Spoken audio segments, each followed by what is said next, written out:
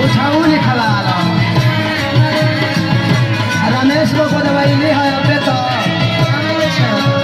गुलशनो बोली खवाई है बड़ा सुघर लागी ढेर ले तो नहीं के दाम हो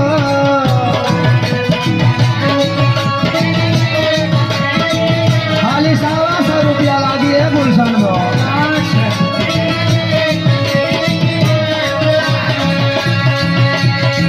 राजा के नाम चाहे राहु के नाम हो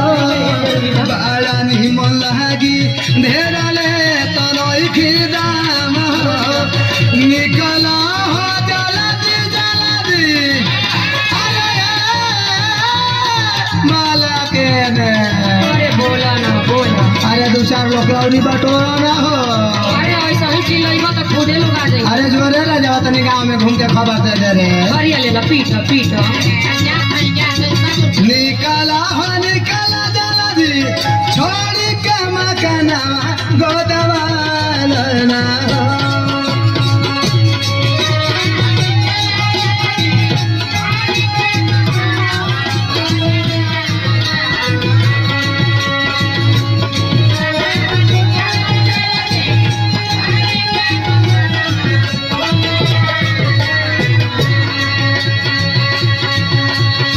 निकाला हो निकाला जल्दी छोड़ी के मकाना गोदवाल ना हो गोदवाल ना हो मालकिनी तू गोदाना गोदवाल ना हो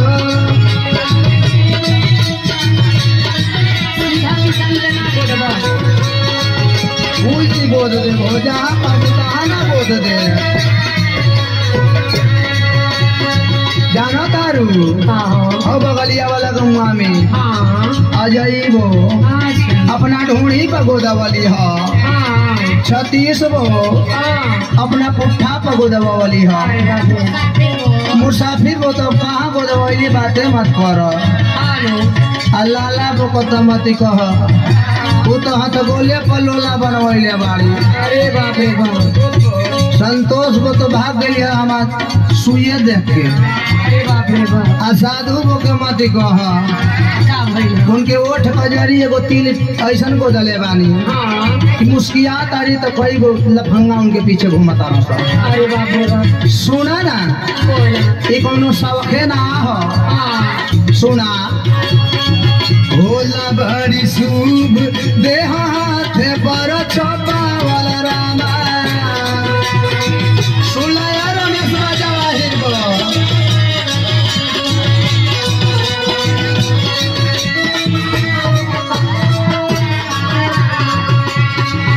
अरे मीनाक्षी बुची वहाँ कहाँ खड़ा ना जा रही हो सुना